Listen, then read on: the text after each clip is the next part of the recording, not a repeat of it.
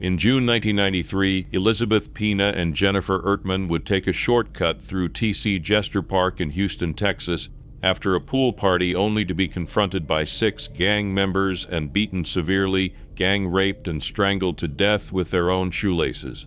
As Ertman was murdered, Pena was forced to watch her friend's death as other gang members held a ligature around her neck.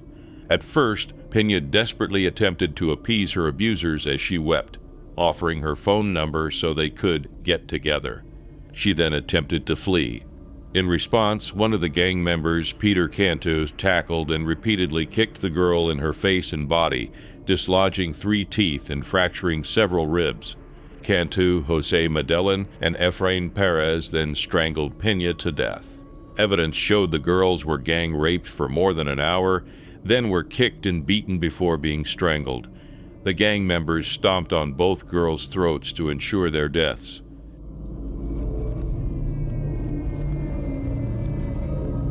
The red nylon belt was pulled so tight around Jennifer Ertman's neck that the belt snapped. The belt was later recovered from O'Brien's home. The bodies of the 2 teenage girls were found 4 days after the bodies were discovered. They were decomposing and mummifying in 100-degree heat. O'Brien, who confessed to police, was one of 6 gang members convicted in the case and the first to be executed. The 9th-grade dropout, who had previous arrests for shoplifting a pistol, assault, and auto theft, also was a suspect in a murder 6 months before the girls were killed, but never was charged. Evidence put him at a Houston park where the body of Patricia Lopez, 27, was found. A beer carrying his fingerprints was found under the remains of the woman. She had been raped, eviscerated, and had her throat cut. 2 of the gang members, Efrain Perez and Raul Villareal, had their death sentences commuted to life in prison when the Supreme Court last year barred executions for those who were 17 at the time of their crimes. Peter Cantu, described by authorities as ringleader of the gang, remains on death row without an execution date.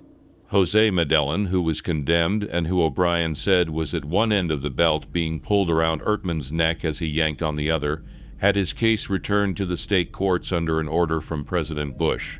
Medellin is among some 50 Mexican-born offenders who argue that under international law, they should have been allowed assistance from the Mexican consulate before trial.